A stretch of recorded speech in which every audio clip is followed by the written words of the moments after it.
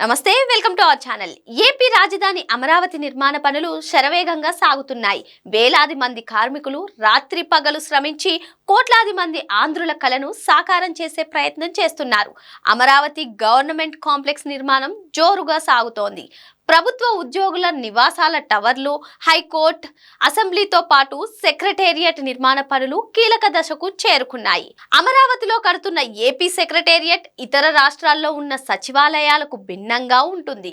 చాలా రాష్ట్రాల్లోని సెక్రటేరియట్లో కేవలం ముఖ్యమంత్రి, మంత్రుల కార్యాలయాలు మాత్రమే ఉంటాయి. ప్రభుత్వానికి చెందిన వివిధ శాఖలు, విభాగాధిపతుల కార్యాలయాలు రాజధాని నగరంలో వివిధ ప్రాంతాల్లో ఉంటాయి. అమరావతిలో నిర్మిస్తున్న సెక్రటేరియట్లో సీఎం, మినిస్టర్స్ పేసీలతో పాటు అన్ని ప్రభుత్వ విభాగాల కార్యాలయాలు కొలువు తీరుతాయి. పక్కా మాస్టర్ ప్లాన్ తో కొత్త గ్రీన్ ఫీల్డ్ క్యాపిటల్ నిర్మాణం చేస్తున్నందువల్లనే అన్ని కార్యాలయాలను ఒకే చోటకు తీసుకొచ్చే అవకాశం దొరికింది.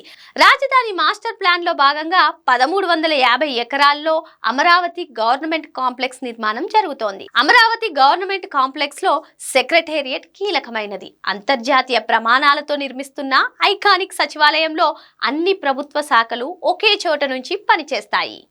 2027 చివరి నాటికి రాష్ట్ర సచివాలయంతో పాటు assembly, high court Amaravati government complex నుంచి పనిచేయాలనే లక్ష్యంగా పనులు జరుగుతున్నాయి. ఇదే సమయంలో అధికారుల నివాసాలు కూడా పూర్తయ్యే అవకాశం ఉంది. అంటే అమరావతి కేవలం పరిపాలనా రాజధాని కాకుండా ప్రభుత్వ, ప్రైవేటు సంస్థల ఉద్యోగులు, సాధారణ ప్రజలు నివసించే రాజధానిగా అవతరించనుంది.